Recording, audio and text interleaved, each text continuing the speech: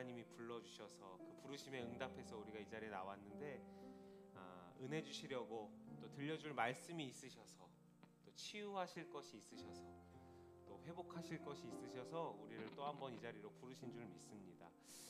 하나님 만나고 돌아갈 수 있는 모든 예배자들 다 되었으면 좋겠습니다. 오늘 이 시간 하나님 만나고 싶어요. 하나님 나를 좀 만져주세요. 하나님 내게 말씀해 주세요. 이 사모하는 심령 가지고 오늘도 임내 찬양하며 오늘 주님 앞에 예배 올려드리도록 하겠습니다.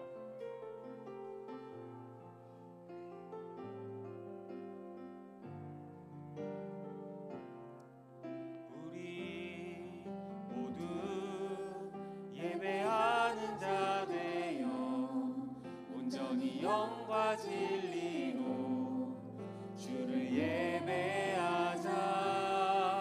주가 우리와 함께 영원히 함께 하시고 마르지 않는 샘물로 우리 채우시니 모두 예배하는 자 되어 온전히 영과 진리로 주를 예배하자. 주가 우리와 함께 영원히 함께 하시고 마르지 않는 샘물로 우리 채우시니 모두 예배하는 자 되어 온전히 영과 진리로 주님을 예배합니다. 아멘. 주가 우리와 함께 영원히 함께 하시고 마르지 않는 샘물로 채우십니다. 모두 예배하는 자 되어 온전히 영과 진리로 주를 예배하자. 주가 우리와 함께 영원히 함께 하시고 마르지 않는 샘물로 우릴 채우시리라. 사도신경으로 우리의 신앙을 고백합니다. 나는 전능하신 아버지 하나님 천지의 창조주를 믿습니다. 나는 그의 유일하신 아들 우리 주 예수 그리스도를 믿습니다. 그는 성령으로 잉태되어 동정녀 마리아에게서 나시고 본디오 빌라도에게 고난을 받아 십자가에 못 박혀 죽으시고 장사된 지 사흘 만에 죽은 자 가운데서 다시 살아나셨으며 하늘에 오르시어 전능하신 아버지 하나님 우편에 앉아 계시다가 거기로부터 살아있는 자와 죽은 자를 심판하러 오십니다. 나는 성령을 믿으며 거룩한 공교회와 성도의 교제와 죄를 용서받는 것과 몸의 부활과 영생을 믿습니다. 아멘.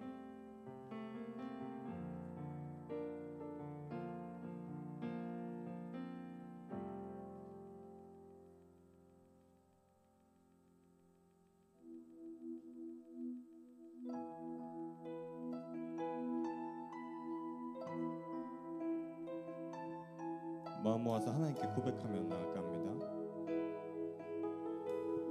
나의 모습 나의 소유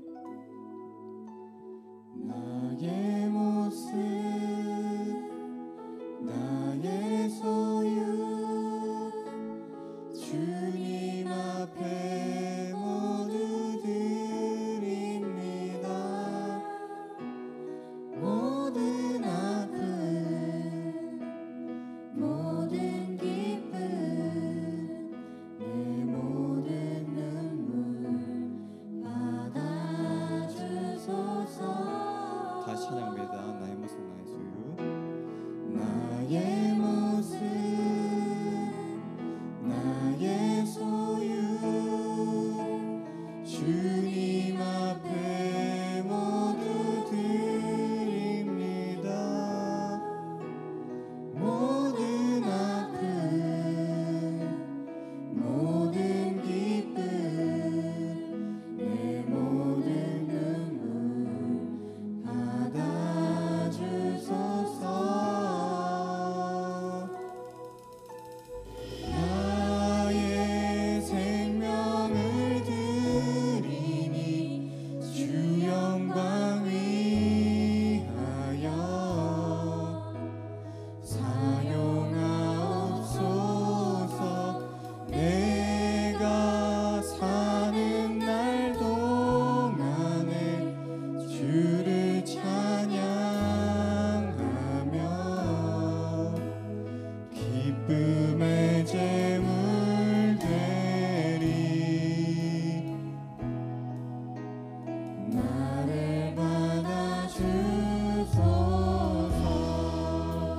어제 일과 내일 일로 고백합니다. 어제 일과 내일 일도 춤과 희망 모두 드립니다. 모든 소망 모든 계획 내 손과 마음 받아주소서. 어제와 내일을 모두 드립니다. 어제 일과 내일 일도 꿈과 희망 모두 드립니다. 모든 소망 모든 계획 내 손과 마음 받아주소서. 나의 생명을 드립니다. 나의 생명을 드리니 주 영광 위하여 사용하옵소서. 내가 사는 날 동안에 주를 찬양하며 기쁨의 제물 내리 나를 받아주소. 나의 생명을 드리니 주 영광 위하여 사용하옵소서. 내가 사는 날 동안에 주를 찬양하며 기쁨의 제물 내리. 우리 마지막으로 고백합니다. 나의 생명을 드리니 주 영광 위하여 사용하옵소서. 내가 사는 날 동안에 주를 찬양하며 기쁨의 제물 내리 나를 받아주소서. 나를 받아주소서. 우리 모든 것 대신 주님께 영광의 박수 올려드립니다. 아멘. 우리 몸이 불편하지 않으시다면 다 같이 함께 일어나셔서 박수하면서 즐겁게 찬양하면서 나아갑니다.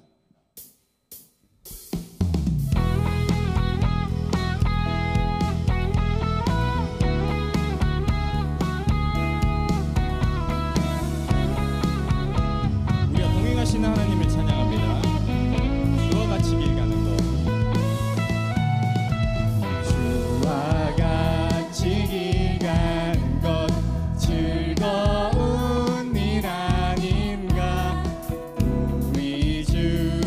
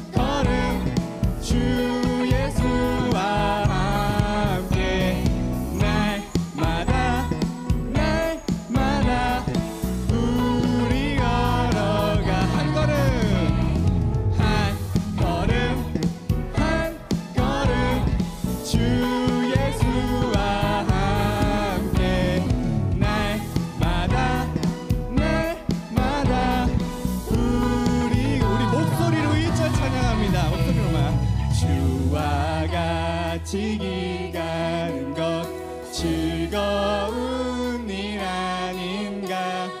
우리 주님 걸어가신 발자취 한 번만 더. 주와 같이 길 가는 것.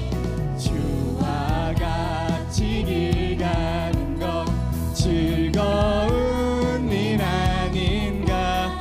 우리 주님 걸어가신 발자취 한 걸음 한 걸음 한 걸음 한 걸음 주 예수와 함께 날마다 날마다 우리 걸어가리. 한 걸음 한 걸음 주 예수와 함께 날마다 날마다 우리 걸어. 우리 마지막으로 선포합니다. 한 걸음 한 걸음 한 걸음 주 예수와 함께 날마다 날마다 우리 걸어가리. 아멘.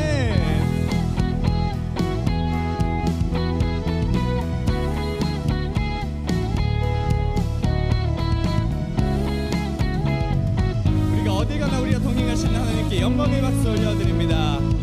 할렐루야. 아멘.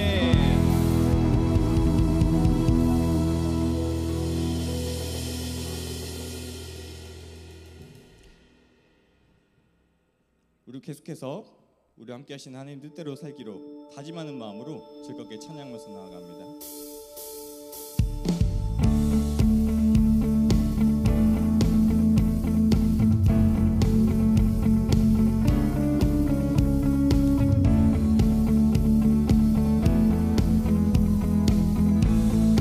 주님 뜻대로 살기를.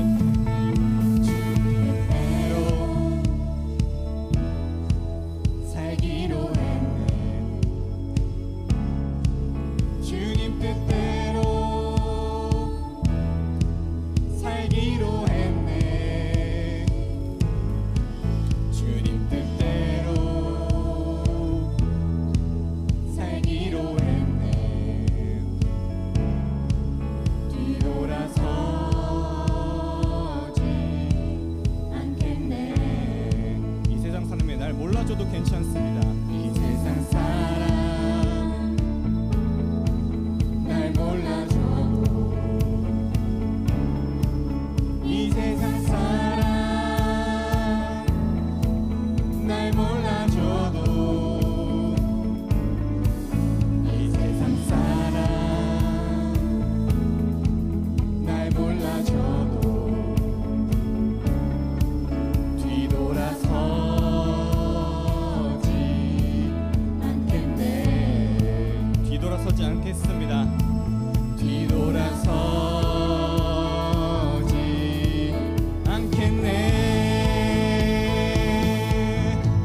어떠한 시련이 와도 수많은 유혹 속에도 신실하신 주님 약속 나 붙들리라. 세상이 이해 못하고 우리를 조롱하여도 신실하신 주님 약속만 붙들리라. 결코 돌아서지 않으리.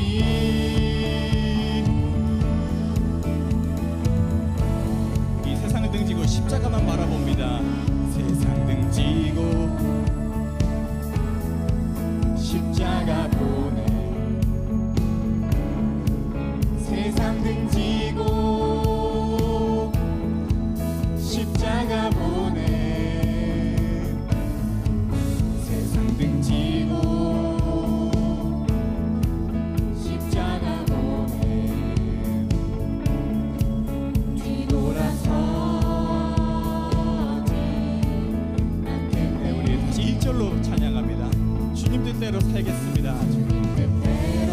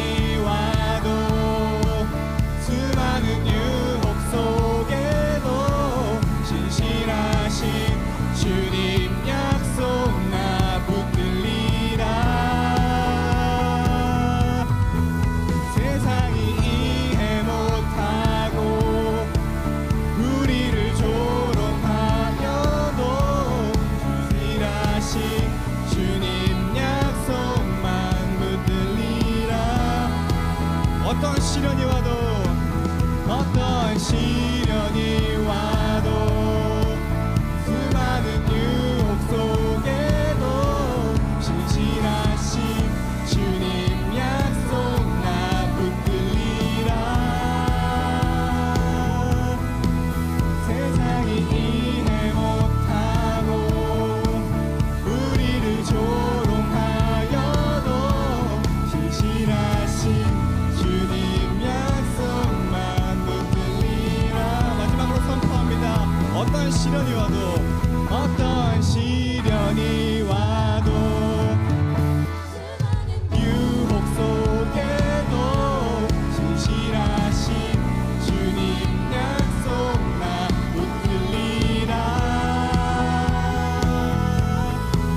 세상이 이해 못하고 우리를 조롱하여도 신실하신 주님 약속만 붙들리라. 결코 돌아서지 않으리.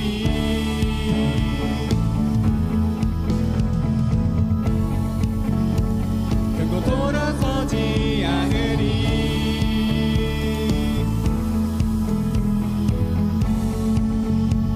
결코 돌아서지 않으리. 주님 뜻대로 살겠습니다. 주님 하나님께 영광의 박수 올려드립니다.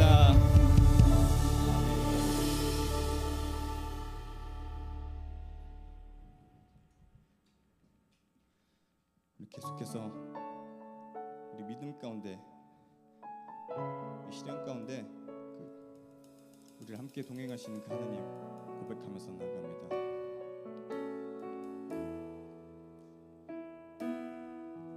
내게 허락하신 시련을 통해 나의 믿음 더욱 강하게 자라나고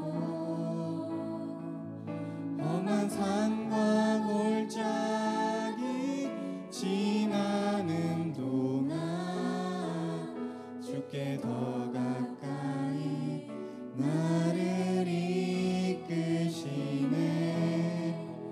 내가 겪는 시험이 어렵고 힘겨워도 내 주님보다 크지 않네. 내 앞에 바다가 갈라지지 않으면 주가 나로 바다 위 걷게 하리. 다시 1절로 찬양합니다. 내게 허락하신 시련을 통해 나의 믿음 더욱 강하게 자라나고 험한 산과 골짜기 지나는 동안 주께 더 가까이 나를 이끄시네.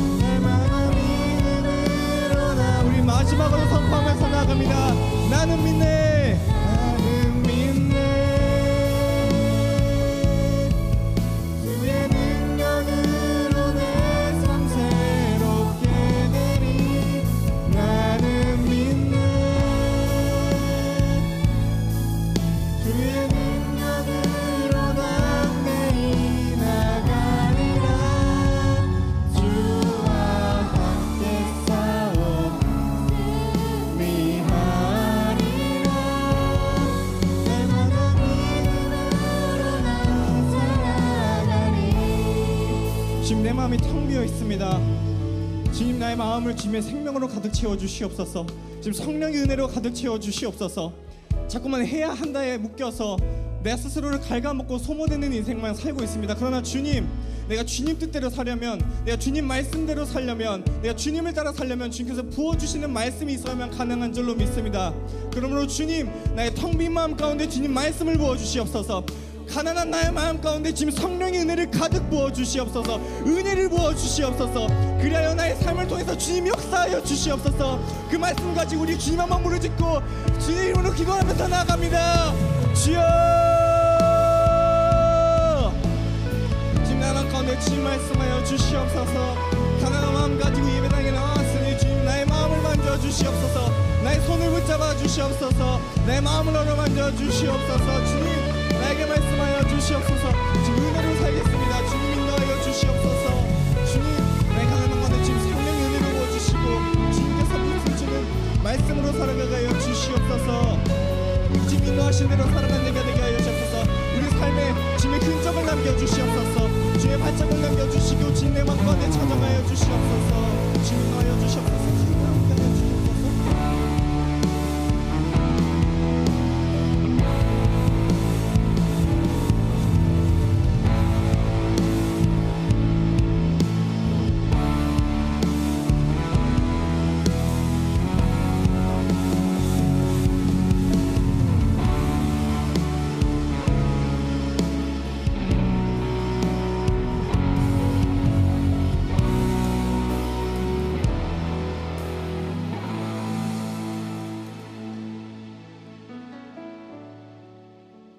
사랑과 은혜가 충만하신 하나님 아버지, 오늘 이 시간 우리의 예배를 허락하심에 감사를 드립니다. 우리가 청년의 때에 주님을 찬양하고 예배할 수 있다는 것이 얼마나 감사한 일인지 잊지 않게 해주세요. 주님, 이 시간 우리가 알고 지은 죄, 모르고 지은 죄 모두를 주님 앞에 회개합니다. 우리가 세상 가운데 살아가지만 주님께 속한 자들이라는 사실을 잊지 않게 해주시고, 문제의 해결을 기다리기보다 하나님을 기다리며 인내하는 제2포유 청년부가 되도록 함께하여 주세요. 아버지, 몸이 아픈 청년들, 마음이 힘든 청년들이 있다면 이 예배를 통해 치유와 회복의 영을 부어주시고 나의 약함이 하나님의 강함을 드러내는 통로가 되는 은혜를 체험할 수 있도록 역사하여 주세요. 혹시 삶의 여러 문제들로 인해 예배 자리로 나아가지 못한 청년들이 있다면 그들의 삶을 더욱 강하게 붙들어 주시고 언제 어디서나 동행하시는 하나님의 은혜를 누릴 수 있게 해주세요. 그래서 그들이 다시 이 예배의 자리를 사모하는 마음으로 나아올 수 있도록 도와주세요. 상반기 사역들을 주님의 은혜 가운데 잘 마칠 수 있었음에 감사를 드립니다. 준비 중인 하반기 사역들 가운데도 주님께서 일하여 주셔서 우리의 생각과 계획보다 더 크고 놀랍게 역사하시는 주님을 또 한 번 경험하게 해주세요.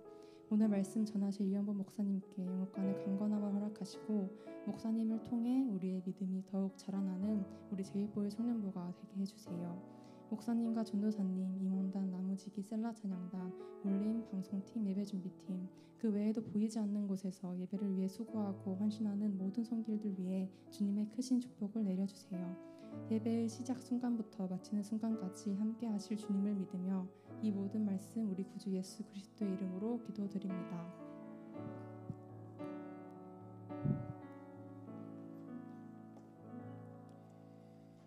오늘 우리에게 주시는 하나님의 말씀은 야고보서 2장 22절의 말씀입니다. 야고보서 2장 22절 한 구절인데요. 하나님의 말씀을 받겠습니다. 함께 고백하신 후에 한 목소리로 합독합니다.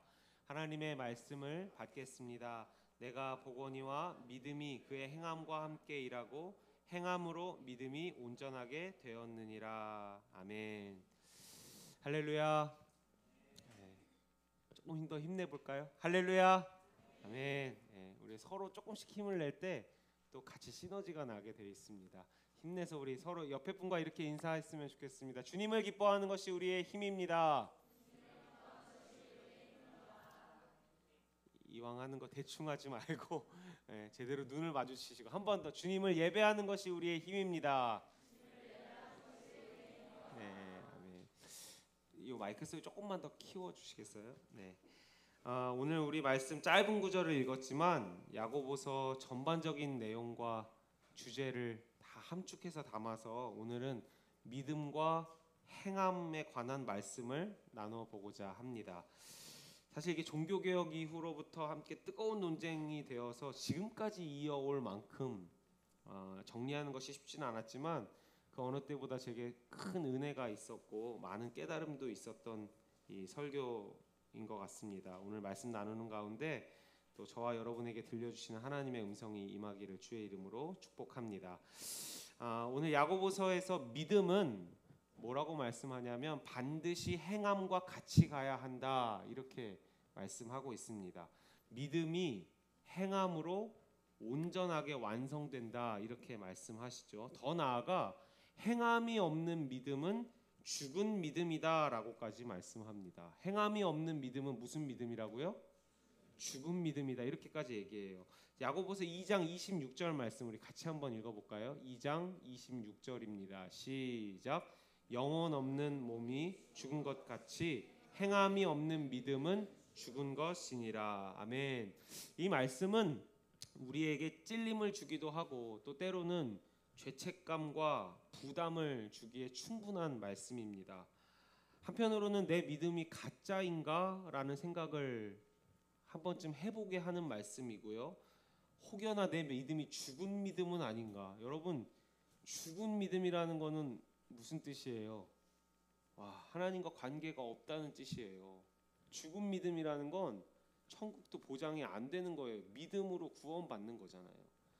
믿음으로 하나님과 관계하는 거잖아요. 믿음으로 하나님을 기쁘시게 하고 믿음으로 하나님의 능력을 공급받아 살잖아요. 근데 그 믿음이 죽어 있다라는 건 이거 굉장히 심각한 문제 아닙니까? 근데 행함이 없는 믿음이 뭐래요? 다시 행함이 없는 믿음이 무슨 믿음? 죽은 믿음이래요. 그러니까 이거 한 번쯤 심각하게 돌아보게 되지 않겠습니까? 야, 이거 내 믿음이 죽은 믿음이면 어떡하나. 그러다가 어느 순간부터 제가 야고보서를 읽을 때는 조금 생각이 달라졌어요. 좀 반발심이 들었다고나 할까요? 왜냐하면 꼭 그렇지 않은데 라는 이 생각이 좀 확장됐기 때문에 그렇습니다. 저는 여기 오시는 여러분 정도면 누구나 말씀대로 살고 싶을 거라고 저는 믿어요. 그렇죠? 아멘? 여기 혹시 난 말씀대로 살기 싫은 사람 없으실 거라고 생각이. 여기 이 황금 같은 이 주일에 이 오후에 여기 나와 있는 것 자체가 이미 여러분에게 믿음이 있으니까 가능한 거 아닐까요? 난 그렇게 믿고 싶어요.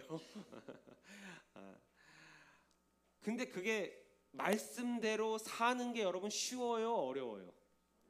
어렵죠. 대다수가 어렵다고 말해요.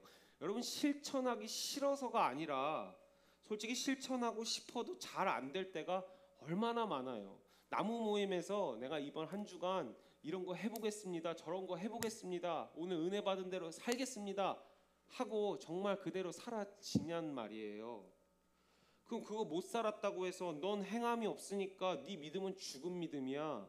넌 가짜야.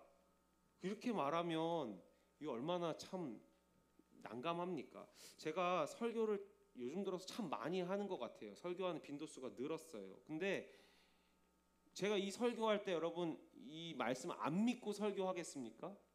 누구보다 믿죠. 절박하게 믿어요. 저도 이 설교한 그대로 살고 싶어요. 근데 그렇게 안 되는 모습을 보면 저도 괴롭거든요. 집에서 아내가 그냥 용서하고 들어주세요. 편하게 여보 뭐 혹은 현범아 이렇게 부릅니다. 현범아라고 부를 때도 약간 느낌이 쎄해요. 평소에 그냥 여보 하는데 이현범 이러면 약간 이렇게 되는데 그거보다 더한 게 있어요. 목사님 이렇게 부를 때가 있어요. 와, 그러면 등에서 소름이 쫙 돋습니다. 그리고 그 목사님 하는 게 꼭 죽은 믿음 이렇게 하는 것 같아가지고 제가 막 무서울 때가 있어요. 저도 그렇다는 거죠. 또 반대로 이렇게 생각해 볼 수도 있어요. 겉으로 드러나 보이는 행함은 있어요. 예를 들어 막 누가 봐도 저 사람은 천사 같아요. 자원봉사도 막 많이 하고 그냥 선천적으로 약간 그 긍휼함이 막 풍부해가지고 불쌍한 사람 못 지나쳐서 도와주고 뭐 착한 행실하고 봉사하고 누구 얘기 잘 들어주고 이런 사람들이 선천적으로 좀 어느 정도 있는 것 같기도 해요. 그리고 그런 사람들 행함을 보면 와, 저 사람의 믿음은 얼마나 대단할까 싶을 때가 있거든요. 근데 정작 들여다보면 그 안에 생각보다 믿음이 없는 경우들도 있어요. 심지어 예수를 안 믿고 교회를 안 다니고 예배를 안 드려도 착하게 사는 사람들 세상에 많습니다. 그런 사람들 보면 우리 당황스럽지 않아요? 난 예수를 믿어도 지금 이 모양 이 꼴인데 저 사람은 뭔데 하나님도 안 믿는다 그러고 자기 힘 믿고 산다 그러는데 왜 저렇게 착하게 사는 거야 싶을 때 당황스럽죠. 제가 목사답게 행동하는 일들이 정말 100% 내 믿음에서부터 순수하게 나오는가, 죄송하지만 솔직하게 그렇지 않을 때가 있어요. 막 속으로는 분노가 차오르는데 제 이성이 막 꾹꾹 눌러 담아서 현범하던 목사다 하면서 참고 애써 웃을 때도 있어요. 솔직하게 속으로 하기 싫지만 목사니까 어쩔 수 없이 막 이렇게, 이런 얘기까지 하면 안 되는데 내가 왜 원고도 없는 얘기를 했을까? 목사라고 모든 예배가 막 다 이렇게 참여하고 싶지는 않아요. 솔직히 나도 졸려올 때 있고 나도 쉬고 싶을 때 있잖아요. 근데 그래도 어떻게 내가 목사인데 거기 가 있어야지 하고 막 다리를 꼬집으면서 졸음을 참는 예배도 종종 있어요. 항상은 아니고. 그러니 행함이 없는 걸 보고 믿음이 죽었다고 말하기도 조금 부족한 것 같고, 또 겉으로 드러나 보이는 행함이 그럴듯해 보여도 그 믿음이 꼭 살아있고 좋은 건가? 이게 꼭 그렇지는 않다라는 거예요. 그런 생각이 드니까 이 야고보서의 말씀에 반발심이 드는 거예요. 아니 뭐 꼭 이렇게 얘기해야 되나? 근데 이런 고민을 하면서 야고보서를 다시 읽는데 내가 오해했구나 싶었던 부분들을 깨닫게 되었습니다. 결론부터 말씀드리자면 여러분, 야고보서는 행함으로 그 사람의 믿음이 살았나 죽었나 진짜냐 가짜냐를 판단하라고 우리에게 알려주시는 게 아니라요. 그거는 주님만 하실 수 있는 거고요. 우리에게 믿음이 행함으로 이어질 수 있는 길을 명쾌하게 제시해주는 성경이 야고보서입니다. 다시요. 믿음이 행함으로 이어질 수 있는 길을 제시해주고 있는 말씀이에요. 그러면 어떻게 믿음이 행함으로 이어질 수 있을까? 이 질문에 대한 답을 찾으면서 오늘 말씀을 나눠보도록 하겠습니다. 그러려면 먼저 야고보서에서 죽은 믿음이야 라고 꾸짖는 대상들, 즉 말씀을 듣기만 하고 행하지 않는 사람들을 구체적으로 좀 다시 살펴볼 필요가 있는데, 몇 가지 샘플들로 예를 들어보는 사람들이 이런 사람들이에요. 1번, 부자와 가난한 자를 차별하는 사람. 그러니까 사람을 대할 때 차별해서 사람을 대하는 사람. 2번째, 헐벗고 배고픈 사람을 보고도 평안히 가라, 축복한다 라고 말은 해주는데 정작 도와주진 않는 사람. 쓸 것을 주지 않는, 막 굶어 죽어가는데 옆에서 햄버거 먹으면서 너는 평안해라, 너 배불러면 좋겠다, 축복해, 이렇게 말해주는 사람. 3번째, 쉽게 화내고 분내고 막 이 성질을 제어하지 못하는 사람. 4번째, 말을 함부로 하면서 다른 사람에게 알게 모르게 상처를 주고 그 말로 인하여 다른 사람을 죽이고 있는 사람. 이런 사람들을 향해서 너 죽은 믿음이야, 왜 행함이 없니? 왜 말씀을 듣고 행하지 않니? 라고 지금 꾸짖고 있거든요. 근데 이들의 공통점을 찾아보면 아주 명료하게 공통점이 하나 있어요. 스스로 믿음 생활 잘하고 있다고 생각하고 있는데 정작 그들에게 한 가지가 빠져 있습니다. 뭐가 빠져 있냐면 한번 따라해 주실래요? 사랑. 스스로 믿음 생활 잘하고 있대요. 열심히 하고 있대요. 말씀 열심히 들었대요. 읽었대요. 암송했대요. 근데 그 안에 사랑이 없는 사람, 그 사람을 차별하고 배고파도 모른 척하고 화를 막 쏟아붓고 내 감정에 따라 사람을 대하고 입에서 독이 나가고, 이게 다 뭐예요? 사랑이 없는 거예요. 여러분, 이들은 자기가 스스로 경건하다 말하고 믿음이 있다고 말하는 사람들이었어요. 그런데 삶에서는 하나님의 사랑이 드러나 보이지 않는 거예요. 더 큰 문제는 이들이 이렇게 하면서 찔림조차 없어요. 전혀 문제 의식을 못 느끼고 있는 상태예요. 그래서 야고보 사도가 지금 그들을 향해서 너의 믿음을 다시 점검해라라고 지금 두드리고 있는 거죠. 정리하자면 야고보 사도가 지금 너희 죽은 믿음이야라고 말하는 건요, 단지 들은 말씀을 실천하냐 못하냐를 말하는 게 아니에요. 실천하지 못하면 죽은 믿음, 실천하면 산 믿음, 이게 아니고요. 여기서 말하는 죽은 믿음이란 사랑 없이 종교 생활하는 것, 그게 죽은 믿음이에요. 한 번 더 따라해 주실래요? 죽은 믿음이란 사랑 없이 종교 생활하는 것입니다. 그러니까 그저 내 만족을 위해 하는 종교 생활, 내 열심을 다해 하는 경건 생활, 막 성경 열심히 읽었대요, 기도 오래 했대요, 예배 한 번도 안 빠졌대요, 뭐 착한 일도 많이 했대요, 헌금도 많이 했대요. 근데 그게 그냥 내 만족을 위해 하는 종교 생활이라면 그 안에 하나님의 사랑의 본질이 녹아져 있지 않다면 그게 죽은 믿음이라는 거예요. 말씀을 듣고 믿음이 연약하여 혹은 때로는 상황과 환경에 휩쓸려서 실천하지 못할 수 있죠. 우리의 의지가 그렇게 어떻게 완벽하겠습니까? 결단한 대로 약속 못 지킬 수 있죠. 그걸 죽은 믿음이라고 하는 게 아니라요. 여러분 오늘 확실히 정리하고 넘어갑시다. 뭐가 죽은 믿음이라고요? 사랑 없이 하는 종교 생활이 죽은 믿음이라는 거예요. 그래서 이 말씀 보고 단순히 성급하게 그래 행함이 있어야지, 나 가난한 자 도우러 가야겠다, 그래 행함이 있어야지 내가 봉사 더 해야겠다, 행함이 있어야지 나 화 억눌러야겠다, 말 조심해야 되겠다, 이렇게 피상적으로 접근하면 이 야고보서의 메시지를 못 보는 거고요. 오히려 우리가 행해야 할 것은 그런 다짐이 아니라 더 본질적인데 답이 있습니다. 누가 그러면 말씀을 듣고 믿어서 실천까지 할 수 있는가?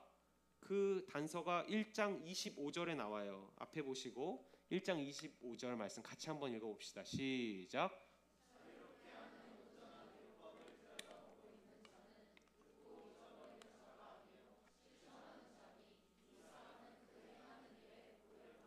아멘. 화면 잠깐 띄워주세요.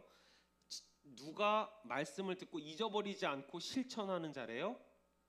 자유롭게 하는 온전한 율법을 들여다보고 있는 사람이 말씀을 실천할 수 있는 사람이래요. 여기서 주목할 단어는 자유롭게 하는 온전한 율법. 일단 이게 뭘 말하냐면 이게 복음이에요. 하나님의 말씀을 뜻합니다. 그러니까 쉽게 말하면 하나님의 말씀과 복음을 들여다보고 있는 사람이 말씀을 실천할 수 있는 사람이래요. 여기까지 따라오실 수 있어요? 고개라도 끄덕여봐 빨리. 아니면 다시 하게. 이해됐어요? 네, 됐어. 그럼 들여다보고 있는 자라고 했는데, 들여다보고 있다라는 건 헬라어로 보니까 파라퀴사스래요. 근데 이게 무슨 뜻이냐면 고개를 숙여 주의 깊게 들여다본다라는 거예요.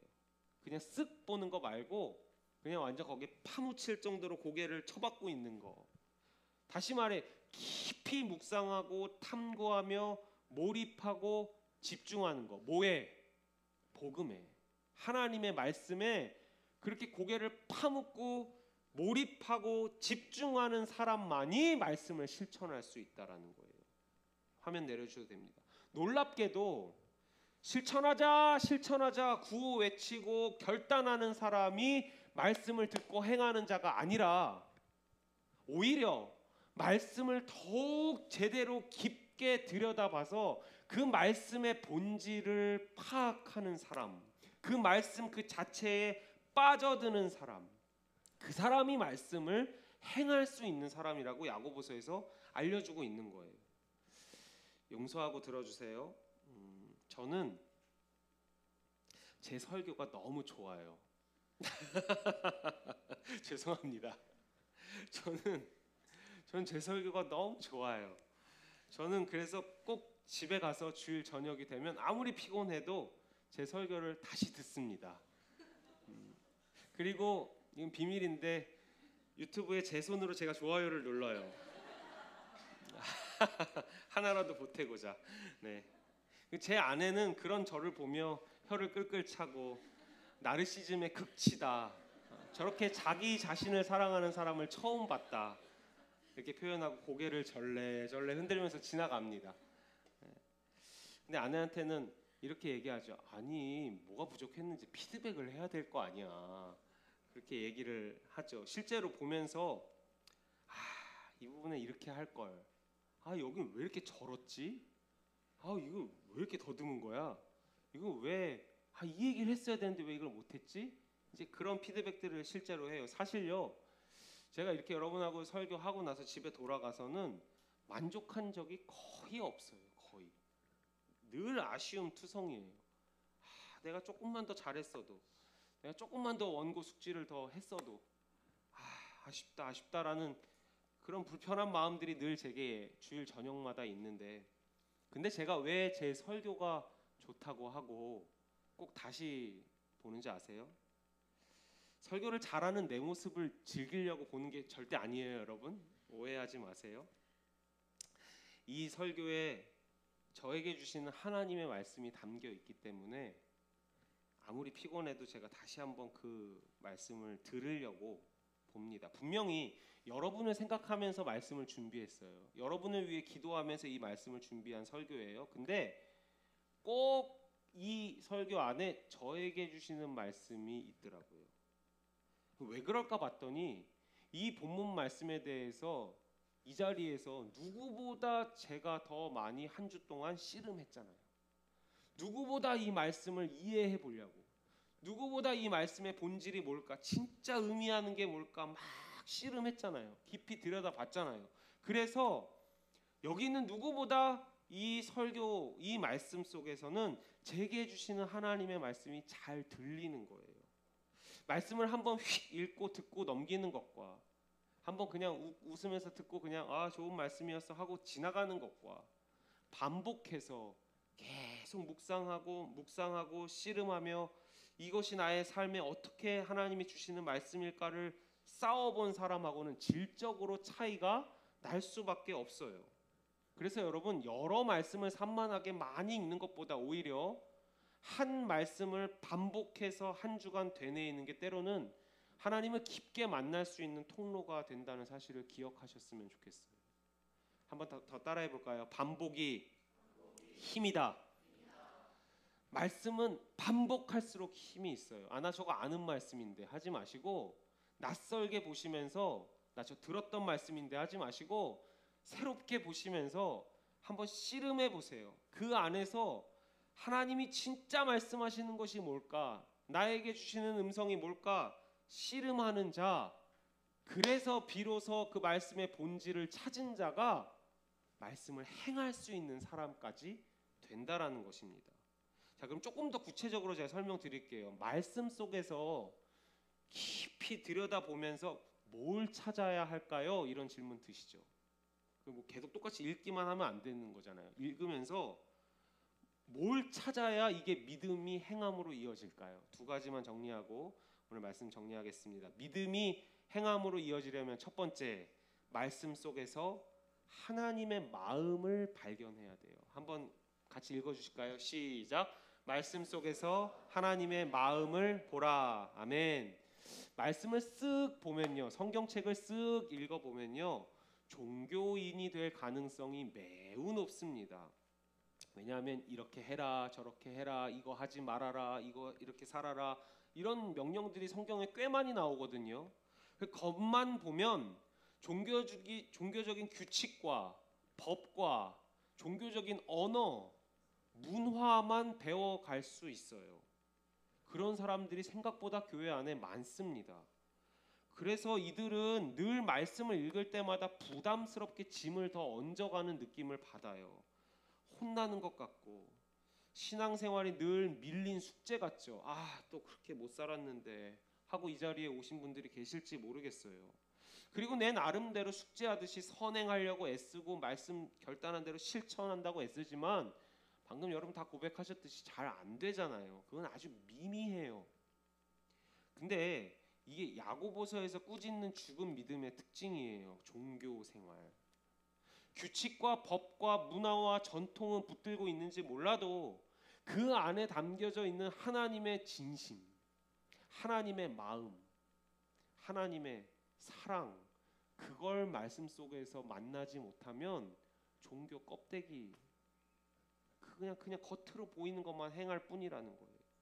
반면에 말씀을 깊게 파고들어 읽으면서 씨름하면서 반복해서 묵상하면서 그 안에서 나를 향한 하나님의 진심을 마주하게 되면 언제나 사랑으로 통하게 돼 있어요. 할렐루야. 십자가에서 피 흘리시기까지 우리를 향한 하나님의 절절한 사랑, 그게 말씀 곳곳에, 성경 곳곳에 묻어나와 있어요. 구약을 보더라도 그 사랑이 보이고 신약을 보더라도 그 사랑이 보여요. 그 사랑이 보이면 이거 안 움직일 수가 없거든요. 자격 없는 자도 다 끌어안으시고 나 같은 찌질한 자도 포기하지 않고 끌고 가시는 하나님의 사랑, 그게 성경 곳곳에 녹아져 있거든요. 힘없는 자, 부족한 자, 연약한 자, 소외된 자, 차별받는 자 긍휼히 여기시고 끌어안아 주시는 하나님의 넓은 사랑, 여러분 이게 보일 때까지, 이게 느껴질 때까지 말씀을 반복해서 읽으시고 묵상하시기를 주님의 이름으로 축복합니다. 그 아버지 하나님의 사랑, 그 아버지 하나님의 마음을 제대로 마주한 사람은 절대 가만히 있지 못해요. 내가 그거 하기 싫어도, 내가 하나님 뜻에 반하고 싶어도 절대 반할 수가 없어요. 그 마음을 발견한 사람은. 성경에 보세요. 아브라함이 이삭을 바쳤대요. 그의 믿음이 대단하대요. 그런데 정말 그럴까요? 물론 그 아브라함이 마지막에 순종한 것까지는 정말 박수 쳐줄 일이지만 사실은 아브라함 안에 강권적으로 하나님의 마음이 쏟아 부어지고 밀어붙이니까 아브라함이 떠밀려서 순종하는 거 아닙니까?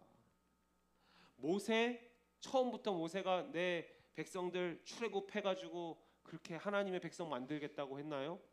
아니요. 출애굽기 3장, 4장, 5장 보면 모세는 못하겠다고 잡아떼고 하나님은 계속 가라고 하나님의 마음을 부어주세요. 모세가 못 이겨서 갑니다. 못 이겨서. 그랬더니 출애굽의 역사가 일어나는 거예요. 기드온, 큰 용사는 무슨, 내가 지금 내 안위, 내 밥 벌어먹을 거 사는 것도 지금 힘들어 죽겠는데, 겁쟁이 찌질이 기드온이었는데 하나님이 하나님의 마음을 계속 부어주시니까 용사가 되잖아요. 요나도 마찬가지입니다. 니느웨 가서 복음 전해라. 싫어요. 저 인간들 상종도 안 할 거예요. 아예 그냥 지옥 가야 될 인간들이에요 하고 다시스로 도망치잖아요. 근데 하나님이 끝까지 쫓아가셔서 고래의 밥이, 고래는 아니죠, 큰 물고기의 밥이 되게까지 하시면서 뭐 하시는 거예요? 당신의 마음을 계속 요나에게 부어주시는 거예요. 나 저 영혼들 살리고 싶다. 나 저 영혼들 구원하고 싶다.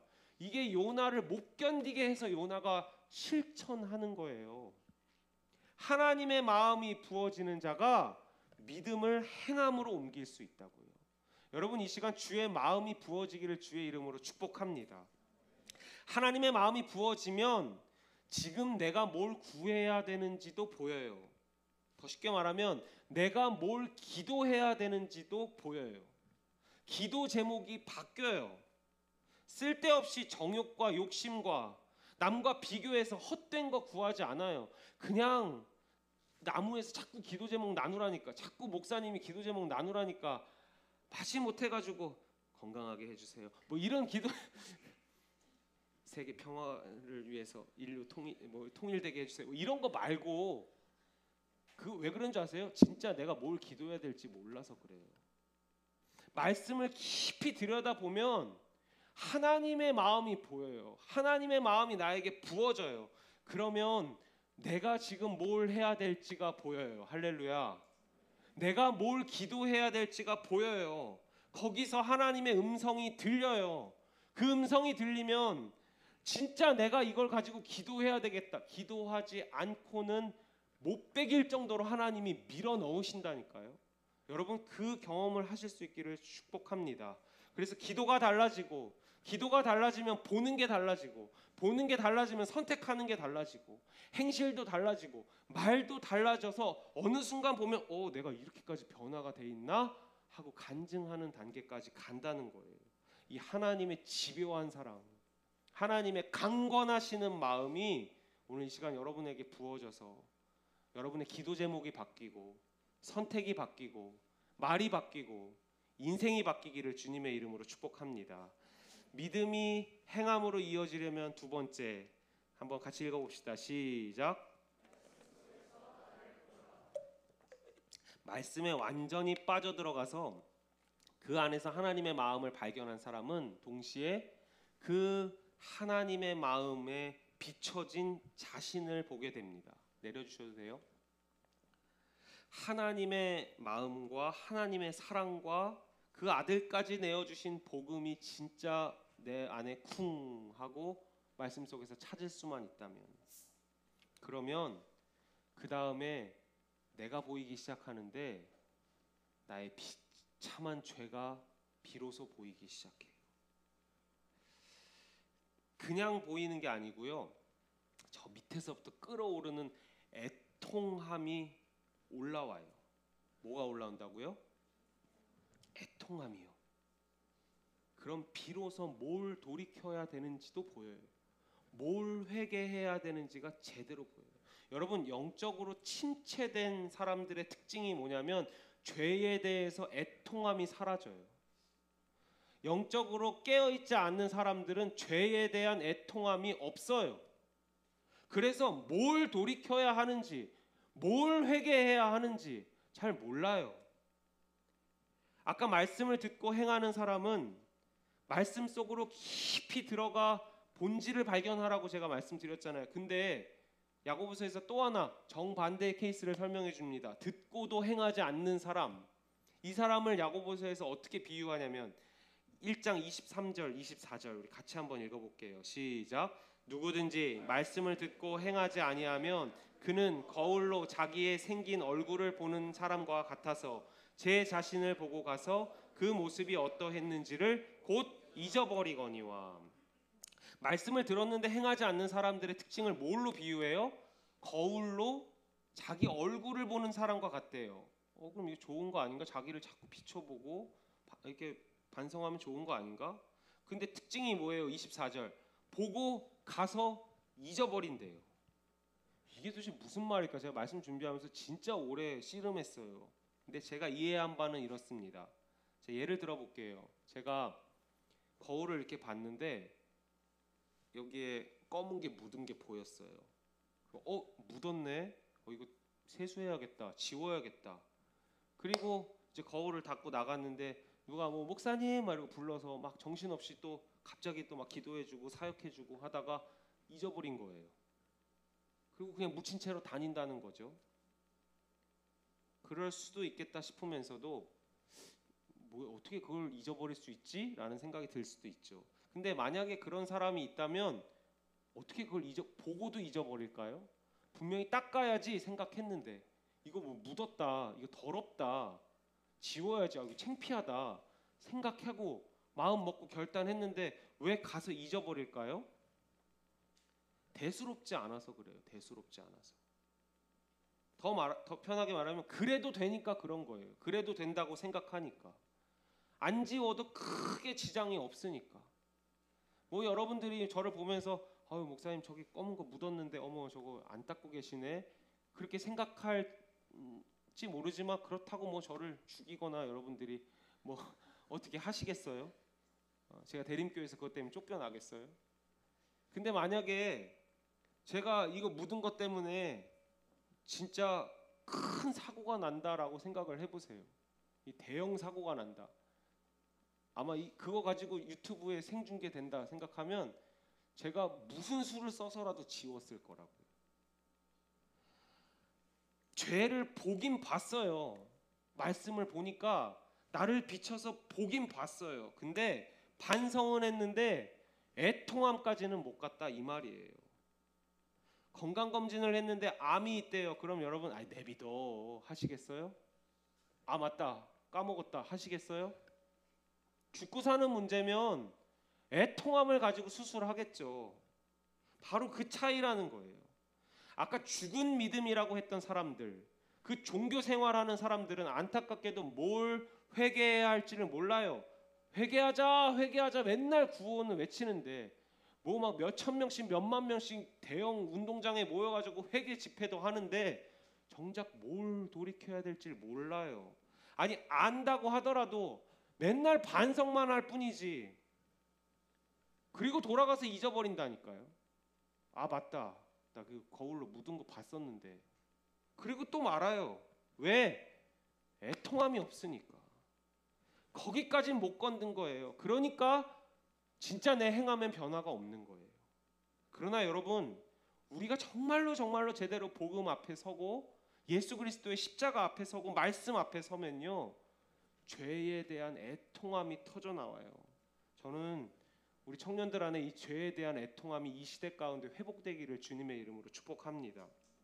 애통한 마음으로 회개가 터져 나오면 그 다음에 옆 사람이 뭐 유혹을 하고 방해를 하고, 야 유난 떨지만 생긴 대로 살아, 네가 무슨 거룩이야, 원래 하던 대로 해, 마셔 해도 조롱해도 돌이키게 돼 있어요. 왜? 죄에 대한 애통함이 살아 있으면 그거 눈치 안 보게 되거든요. 예수님을 인격적으로 만났다고 고백하는 사람들의 공통점은 모두 다 이 애통함으로 회개한 자들이에요. 그걸 통과해 본 사람들이에요. 그리고 한 번으로 그치는 것이 아니라 수시로 죄에 대한 애통함을 가지고 하나님 앞에 엎드리는 사람들, 이게 예수 믿는 사람들이에요. 예수님의 제자들임을 기억하셨으면 좋겠어요. 주님을 만날 때마다, 주의 말씀을 묵상할 때마다 하나님의 감당할 수 없는 사랑과 마음이 나를 강권하시는 것도 경험하지만 동시에 내 안에 있는 그 더러운 죄악에 대한 애통함을 가지고 하염없이 하나님 앞에 눈물을 흘리며 엎드리는 사람, 그게 진짜 하나님이 찾으시는 예수 믿는 사람이라는 거예요. 저는 여러분이 이 자리에 와가지고 맨날 반성하고 찔리고 또 숙제 떠안아서 가지 않았으면 좋겠어요. 제발 신앙생활 숙제하듯이 하지 맙시다. 그리고 와서 막 죄송한 얼굴로, 다 죽어가는 얼굴로 여기에 앉아있지 말자고요. 세상 유혹에 그렇게 쉽게 넘어질 정도로 가볍게 반성하고 돌아가지 말자고요. 기도함으로 오늘 이 시간 성령님이 회개의 영을 부어주셔서, 아멘, 회개의 영을 부어주셔서 내가 보지 못했던 것, 그 죄가 얼마나 더러운 것인지, 하나님 앞에 얼마나 무시무시한 것인지 애통하며 가슴을 치며 주 앞에 엎드릴 수 있는 저와 여러분 되었으면 좋겠습니다. 말씀 정리하겠습니다. 야고보서에서 말하는 행함이 무엇인가? 한마디로 정의하면 내가 뭐 해야지 하고 실천하는 게 아니고요, 복음에 제대로 반응하는 게 야고보서에서 말하는 행함이에요. 복음의 말씀 앞에 서면 집요한 하나님의 사랑과 마음에 마주하게 돼요. 거기에 반응하시기를 축복합니다. 그게 행함이에요. 그게 살아있는 믿음이에요. 그리고 그 안에서 부어지는 죄에 대한 애통함에 반응하는 게 행함이에요. 그게 살아있는 믿음이에요. 복음에 반응하지 않고 열심히 종교 생활하는 거, 그게 죽은 믿음입니다. 믿음은 인위적으로 되지 않습니다. 믿음은 오히려 자연스러운 거예요. 행함은 자연스럽게 말씀의 씨앗이 자라나 맺혀지는 열매예요. 믿었으니 너 이제 실천해, 이게 아니라 믿으면 제대로 하나님의 강권하시는 사랑에 부딪혀보면, 죄에 대한 애통함을 제대로 느껴보면 행위와 변화는 따라오게 돼 있습니다. 복음에 반응할 수 있는 모든 청년들 되시기를 주님의 이름으로 축복합니다. 우리 하나님 아버지의 마음 찬양하며 정성껏 준비한 예물 봉헌하고 기도의 자리로 나아가겠습니다.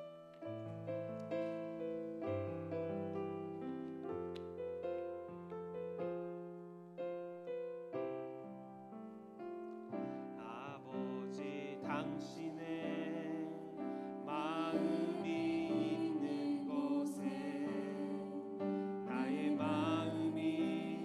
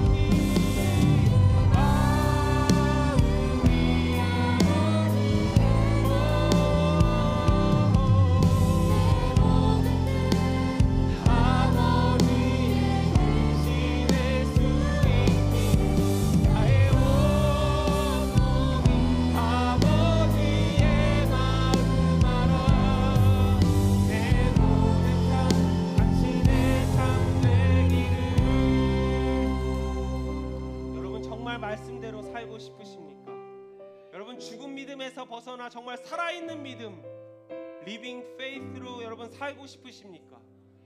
그렇다면 아버지 하나님의 마음을 구하세요. 말씀을 묵상하고 말씀을 깊이 파고들어 겉에 표면만 밟고 지나가지 마시고, 법과 규칙과 문화와 전통만 보고 가지 마시고, 창세기부터 요한계시록까지 절절하게 흐르는 저와 여러분을 향한 하나님 아버지의 피 묻은 사랑을 묵상하세요. 하나님 아버지의 마음이 지금 어디를 향하고 있는지, 어디에 하나님 아버지가 눈물을 흘리고 계신지, 어디에 하나님 아버지가 나를 보내고 싶어 하시는지, 그 마음에 눈을 뜬 자, 그 마음을 발견한 자는 행하기 싫어도 행할 수밖에 없게 돼 있어요. 집요하게 말씀하시고 역사하시는, 강권하시는 하나님의 마음을 구하십시오. 이 시간 기도할 때 그 아버지의 마음을 내가 알기를 원합니다. 하나님 아버지의 마음이 있는 곳에 내가 서 있기를 원합니다. 주의 마음을 부어 주시옵소서. 오늘 이 시간 내가 그 십자가 복음 앞에 서게 하여 주시옵소서. 우리 기도 제목 가지고 주의 이름 부르짖고 기도합니다. 주여,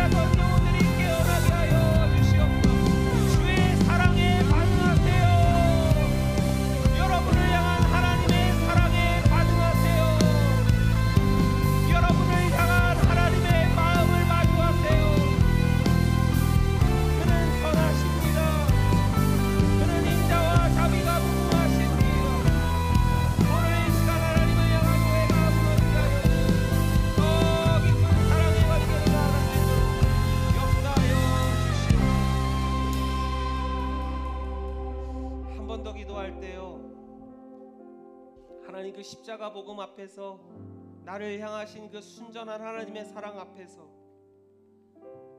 죄에 대한 애통함이 회복되게 하여 주시옵소서.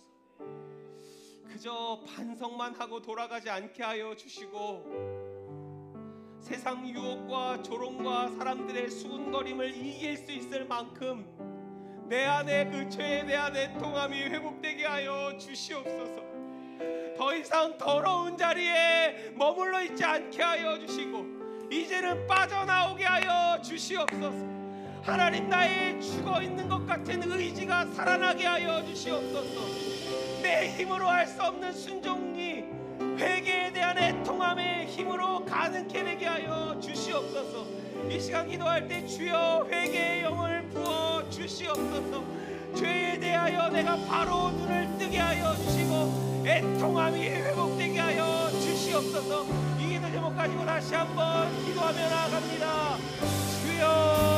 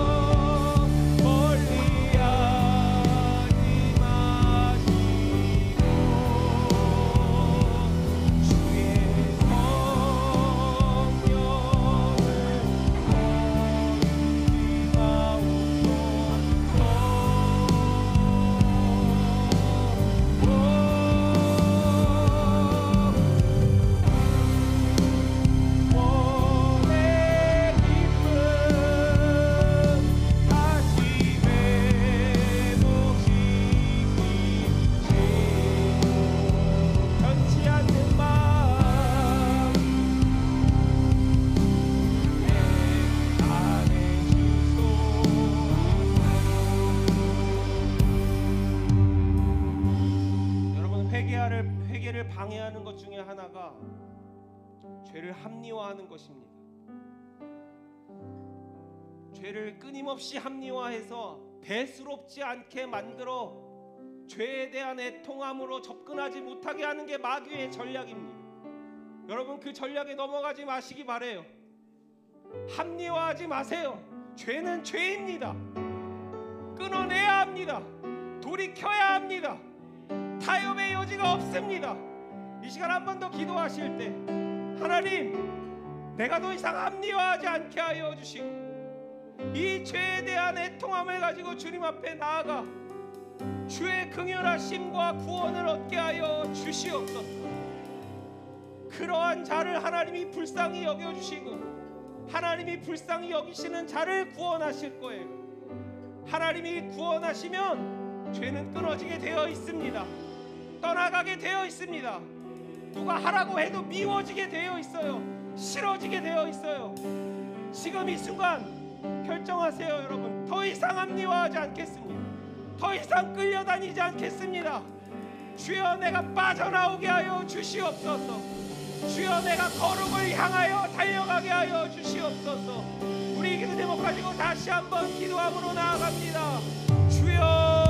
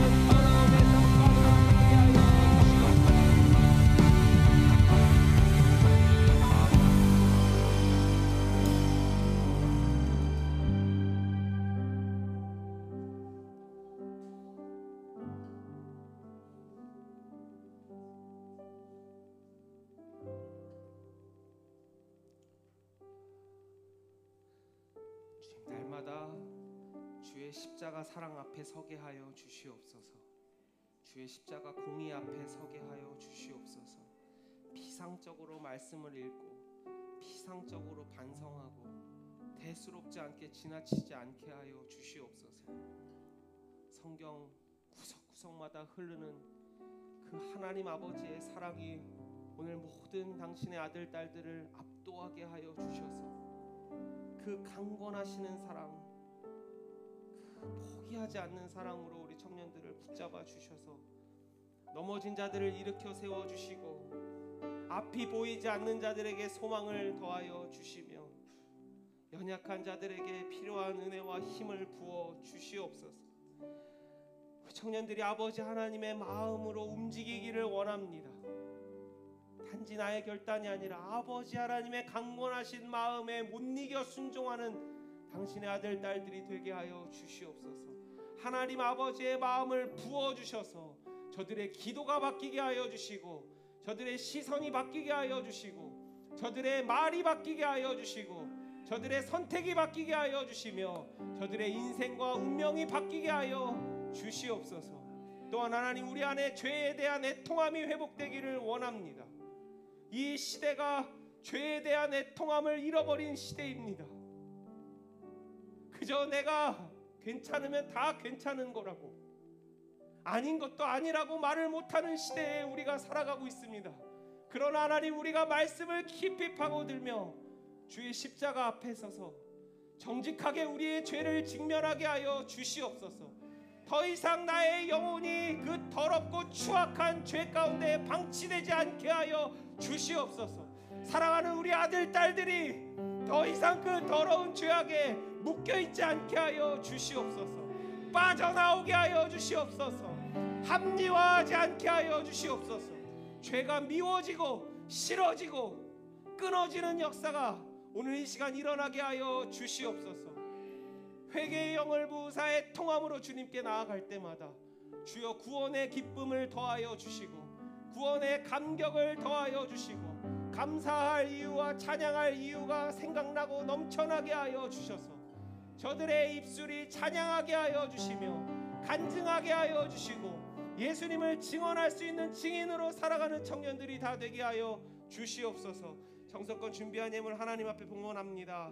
드린 손길들마다 주님 복을 내려주시고 그 드려진 예물뿐만 아니라 저들의 기도 제목도 받아주시며 삶의 모든 문제 가운데 주님 함께 하셔서 신이 풀어주시는 역사를 경험케 하여 주시옵소서. 드려지는 예물 하나님 나라 위하여 아름답고 깨끗하게 본질에 맞게 쓰여질 줄 믿사오며 이제는 우리 주 예수 그리스도의 은혜와 아버지 하나님의 무한하신 사랑과 성령님의 연약한 자와 동행하심의 역사가 날마다 말씀을 깊게 파고들며 그 말씀 속에서 복음에 반응하며 살아가기를 소원하는 당신의 귀한 아들 딸들 머리머리 위에 이제로부터 영원토록 함께 하옵시기를 간절히 축원하옵나이다. 아멘.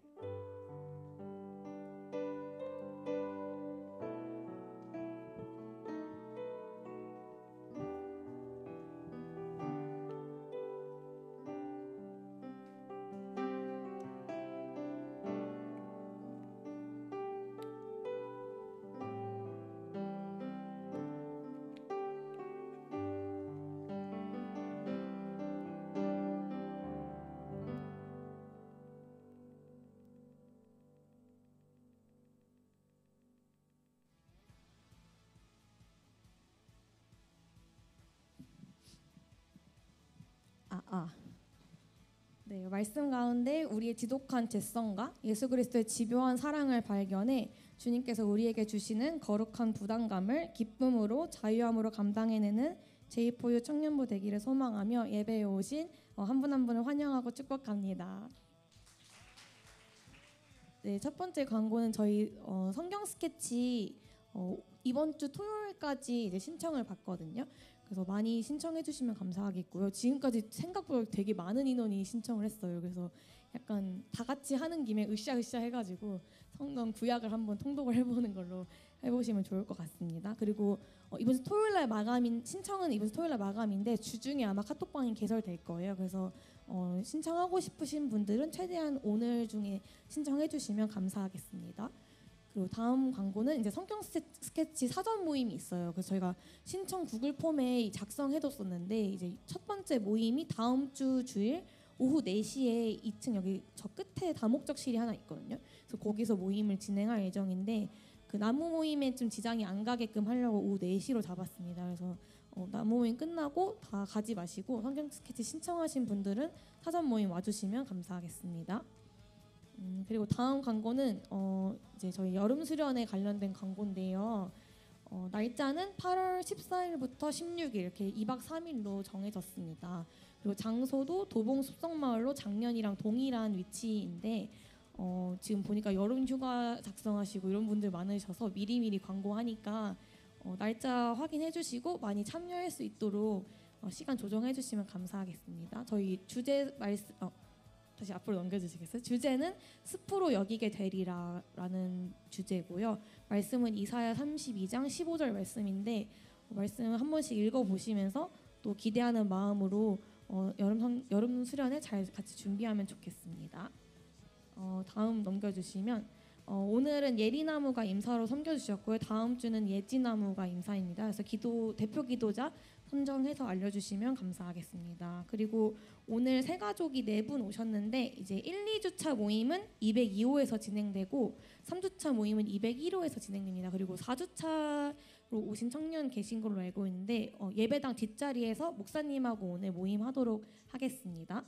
네, 그리고 오늘 그리고 그 저희가 2층 저기 나무 모임 하는 옆에 보면 세면대가 하나 있잖아요. 거기 옆에 이제 쓰레기통이 하나 있거든요. 근데 저희가 그 쓰레기가 관리가 좀 잘 안 돼서 2층에 있는 메인 쓰레기통을 이제 1층으로 치웠는데 그쪽도 좀 관리가 잘 안 되고 있다라고 해요. 그래서 만약에 이제 모임 끝나시고 쓰레기 버리는데 그 쓰레기통이 너무 차 있다라고 하면은 조금 이제 넘치지 않게끔 쓰레기통이 1층으로 좀 버려주시면 감사하겠습니다.